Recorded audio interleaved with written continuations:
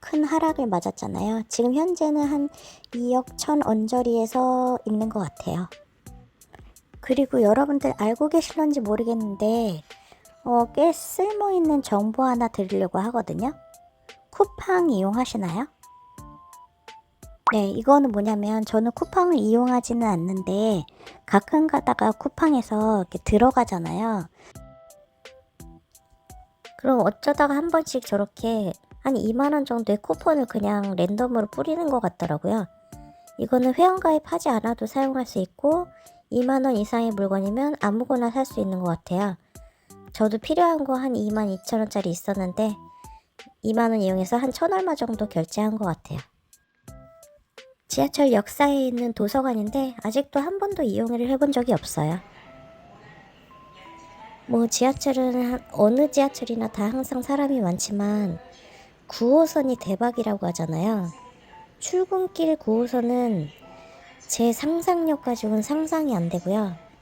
저는 집이 8호선 쪽이라 8호선을 이용을 하는데 천호에서 정말 사람이 너무 많아서 아침에 막 몇 대를 보내고 타시는 분들도 많으실 것 같아요. 저는 지하철 타면 주로 노약자석 쪽으로 서는데 거기가 좀 붐비지가 않고 좋아요. 근데 좋은 반면 한 가지 짜증나는 건 거기가 왜 이렇게 나이 드신 분들 쳐다보는지 모르겠어요.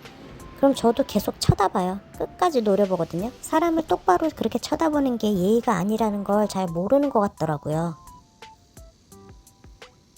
집 주변에 KFC 매장이 생겨서 오늘 거기에 가서 제가 좋아하는 에그타르트를 가져오려고 해요. 에그타르트도 제가 돈 내고 사는 건 아니고 생일 쿠폰을 받아서 살 수가 있거든요. 근데 듣기로는 매장이 좀 크지 않은 편이고 주변에 학교도 많아서 학생들도 많은데 키오스크도 별로 많지 않아서 엄청 붐빈다고 하더라고요.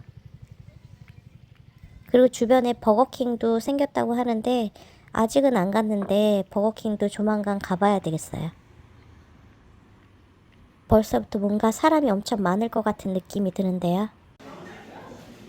키오스크가 몇 개 없더라고요. 얼른 사가지고 집에 가야 되겠어요. 잡채 콩나물 찜이라고 해야 되나요? 잡채 없는 어묵 콩나물 찜이 되겠네요. 만들면서 얘기할게요. 요즘에는 증시가 추세라고 할 수 있는 게 없대요. 정말로 엎드락이 심하잖아요.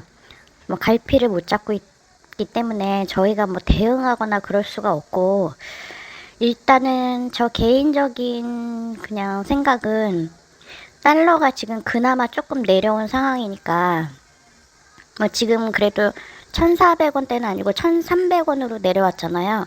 이보다 조금 더 내려오면 더 좋고, 내려오면 내려올수록 조금 더 사놨다가 미국도 지금 변동성이 좀 크기를 기다렸다가, 그러니까 항상 기다리는 게 중요한 것 같아요. 기다리지 않고 무조건 사버리는 게 좀 그런 게 한데, 물론 이제 길게 보면 우상향이니까 아무 때나 들어가고 그렇게 되는데, 저 같은 경우에도 3분기 때는 좀 기다렸다가 조금 하락이 나오면은 샀다가, 원래 4848 잘 안 하는데 3분기 때는 그래도 좀 4848을 하고 4분기 초입 때 좀 들어가서 내년까지는 쭉 두지 않을까 그런 생각이 들고, 반도체에 대해서는 사실 개인적으로 저는 어떤 생각을 가지고 있냐면, 가족이 반도체 관련 업체에서 일을 해요. 뭐 말하면 뭐 누구나 말하면 알만한 곳에서 일을 하기 때문에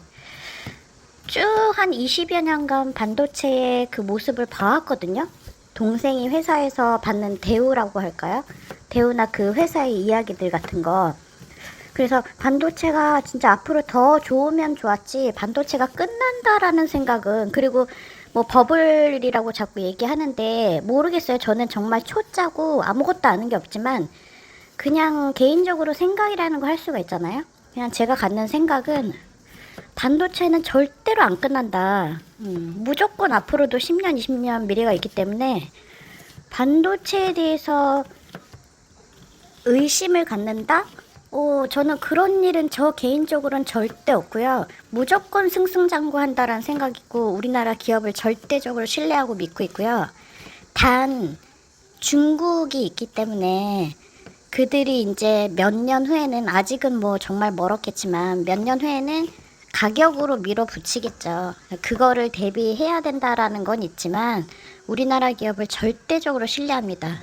저는 그래서 코이커를 투자한 이유도 세금적인 부분이 일단 제일 크고 다른 거 배당을 많이 받아서 1,000만 원이 넘어버리면 건보료를 내야 되잖아요. 엄청나게. 그러니까 저는 배당을 받으면서도 미국 배당주를 많이 투자할 순 없어요. 왜냐면 1,000만 원 금방 넘어버리잖아요.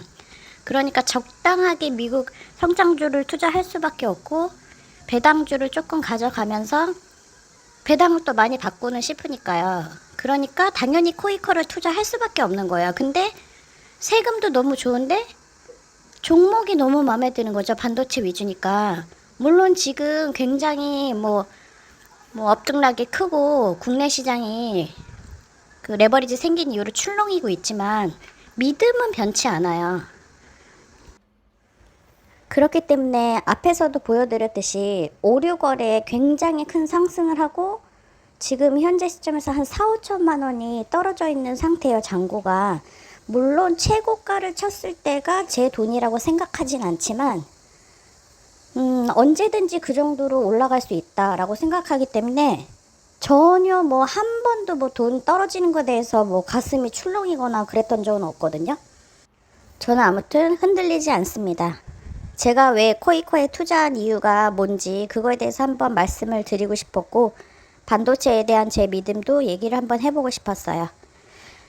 날씨가 아직까진 덥네요. 주말 잘 보내시고요, 여러분. 구독자가 정말 여러분 덕분에 하루하루 정말 빠르게 늘고 있어요.